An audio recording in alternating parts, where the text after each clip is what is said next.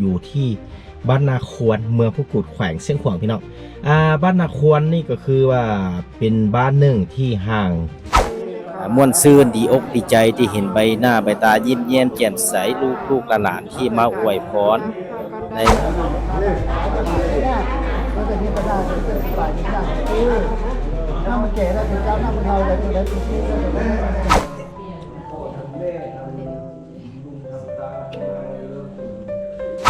วิดีโอตอนนี้ข้าพเจ้าจะนำเสนอเพียงเท่านี้ในวิดีโอตอนต่อไปจะนำเสนอเกี่ยวกับ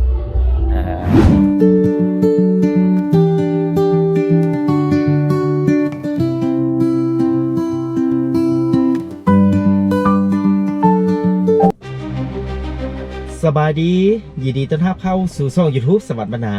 มื้อนี้ข้าพเจ้าจะนำพาท่านผู้ชมไปรับชมในงานมัดแขนในมือสังขารล่วงนะก็คือว่าในมือสุดท้ายของบุญปีใหม่ลาวประจำปี2025วันนี้ข้าพเจ้าจะนำพาท่านผู้ชมไปรับชมงานมัดแขนอยู่ที่บ้านนาควรเมืองพุกุดแขวงเชียงขวางพี่น้องบ้านนาควรนี่ก็คือว่าเป็นบ้านหนึ่งที่ห่างจากเทศบาลเมืองแปกมาตามเส้นทางเลข7เชียงขวางนครหลวงวิจันทร์เนาะห่างจากตัวเมืองโพนสวรรค์หรือว่าเมืองแปกมาฮอดบ้านดังกล่าวนี่ประมาณ44กิโลเมตรพี่น้องโดยรวมแล้วบ้านนาควรนี่ก็อาชีพหลักๆพื้นฐานก็คือเป็นเฮ็ดอาชีพเฮ็ดให้เฮ็ดนาพี่น้องเนาะก่อนจะไปติดตามรับชมก็ขอฝากกดไลค์กดติดตามกดกระดิ่งแจ้งเตือนในช่อง YouTube สวรรค์บรรณาเด้อท่านผู้ชมเพื่อจะได้รับคลิปวิดีโอใหม่ๆมาให้ท่านผู้ชมได้รับชมในตอนต่อไปพี่น้องพูดแหละข้าพเจ้าจะนำพาท่านผู้ชมไปรับชมเบื้องหน้าพูดพี่น้องพูดแหละเพื่อจัดงานเนี่ยเป็นงานมัดแขนในมือปีใหม่ลาวงานมัดแขนพี่น้องไปรับชมพร้อมๆกันพี่น้องบรรดาท่านผู้ชมที่เห็นนี่ก็แม่นได้มีการจัดพาขวัญสู่ขวัญในมือสังขารขึ้นพี่น้องคือว่าเป็นมือสุดท้ายของงานบุญปีใหม่ลาวประจำปี2025หรือว่าพศ2568ก็มาถึงในแต่ละปีก็จะมีลูกๆหลานๆที่มายามพ่อแม่ที่มาจากต่างแขวงบนอื่นๆมาสู่ข้อต่อแขนซึ่งเป็นฮีตของประเพณีของชาวพุทธที่ปฏิบัติกันมาแต่โดนนานฮีต12ของ14ขาดบ่ได้ก็คือมาสมมาพ่อแม่พี่น้อง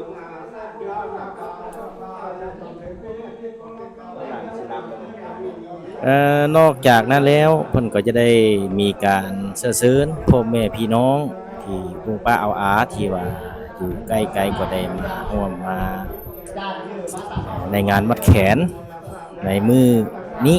จุดพิเศษของประชาชนที่อาศัยดำรงชีวิตอยู่ทางแขวงเชียงขวางโดยเฉพาะแม่นทางเมืองพุกูดแขวงเชียงขวางอาชีพหลักๆก็จะเป็นเฮ็ดให้เฮ็ดนาเฮ็ดสวนปลูกฝังเลี้ยงสัตว์แต่ว่าเฮ็ดนาก็สามารถเฮ็ดได้เพียง1ฤดูเดียวเท่านั้นพี่น้องในฤดูฝนว่านาปีนั่นเอง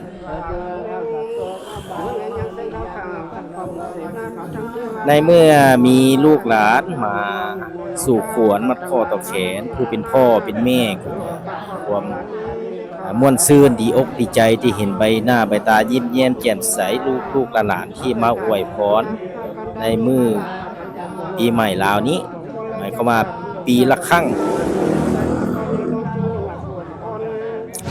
ก่อนอื่นต้องขอบใจ FC นะฮักทุกคนที่ให้การสนับสนุนช่อง YouTube สวรรค์บรรณาด้วยดีเสมอมาเด้อท่านผู้ชม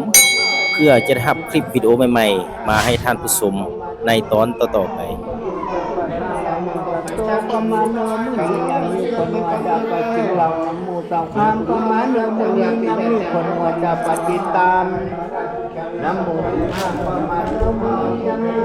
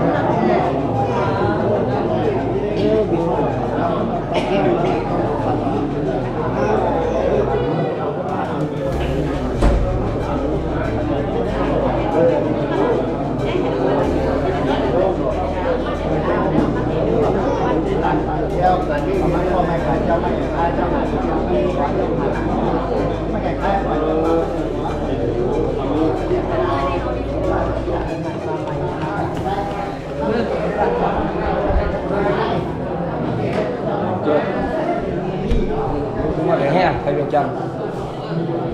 แข็ง ลงมาเมื่อเลยสิ มาแต่มื้อซื้นเมื่อก่อนวันอาทิตย์พุ่นแหละ เตะมาแล้วเขานี่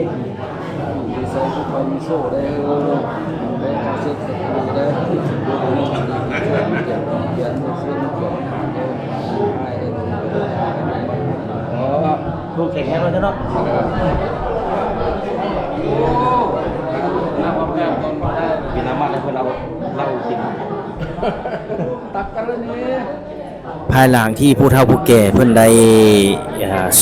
สู่ขวัญเป็นเทียมห้อยหลังจากนั้นก็มีลูกๆหลานๆก็ได้มัดข้อต่อแขนให้ผู้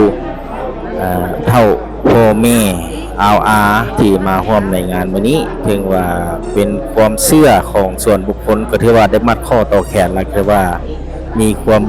ดีอกดีใจถือว่ามีความม่วนซื่นในใจเพราะว่าเป็นฮีตของประเพณีที่ชาวพุทธศาสนาได้ปฏิบัติกันมาหลายเส้นคน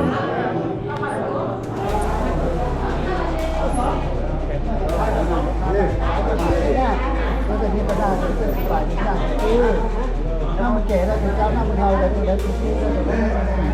ขาตาเป็นเอาทุกความเป็นรักษาถึงได้บาดกระดาษมาใช้ได้ถึงไป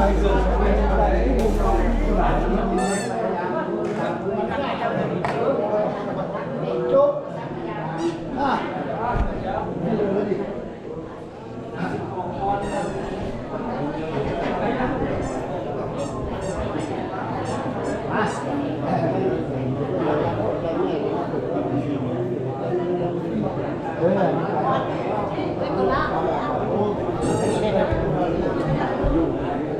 อยู่ทางบนนี้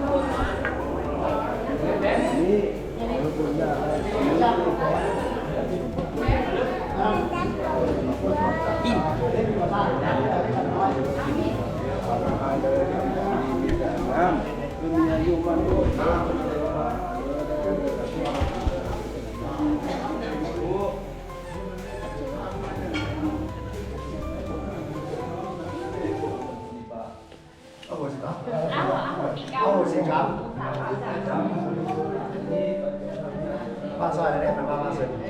เดียวเอาบุกบุกเลยเอาไปก่อน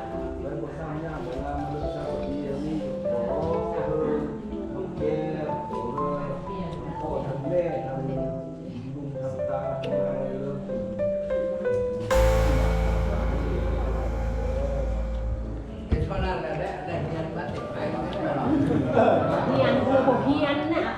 เฮียนก็เจ็บใจนั่นหวาน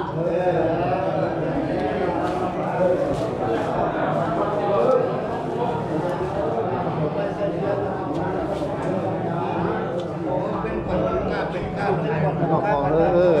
ไปรวมไป นี่บรรดาท่านผู้ชมเห็นนี่ก็จะเป็นเพิ่นแต่งขันห้าก็จะมีดอกไม้มีเทียน หลังจากนั้นแล้วเพิ่นก็ได้ย้ายให้ผู้เฒ่าผู้แก่ที่มาสู่ขวัญในงานนี้ คือเห็นอยู่ในปัจจุบันนี้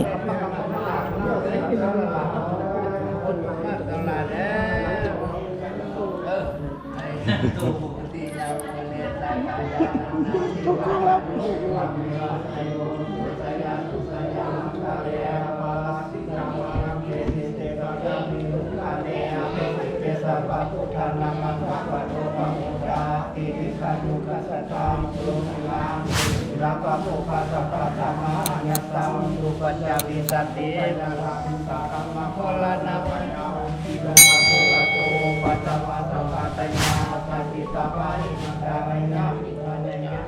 สุขังภะวันตันตุเตหมด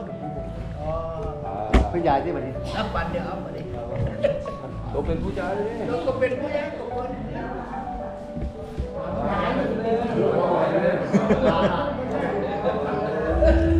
ภายหลังที่เสร็จสิ้นมัดข้อต่อแขนสมควรเป็นที่เรียบร้อยแล้วทางครอบครัวพ่อแม่ไอ้น้องก็ได้มีความดีอกดีใจที่ว่าเป็นการสำเร็จสู่ขวัญมัดข้อต่อแขนวิดีโอตอนนี้ข้าพเจ้าจะนำเสนอเพียงเท่านี้ในวิดีโอตอนต่อไปจะนำเสนอเกี่ยวกับการม่วนซื่นเต้นลำวงสามัคคีภายหลังที่สำเร็จเสร็จสิ้นในงานมัดแขนมาวันนี้ขอขอบใจ FC ทุกคนที่ให้การสนับสนุนช่อง YouTube สวรรค์บรรณาด้วยดีเสมอมาเด้อตอนต่อไปจะนำพาท่านผู้ชมมารับชมในงานกินข้าวกินเลี้ยงความสามัคคีเต้นลำวงแบบวิดีโอตัวอย่างที่ทางผู้ชมเห็นอยู่ในปัจจุบันนี้ตอนนี้ขอลาไปก่อนขอขอบใจ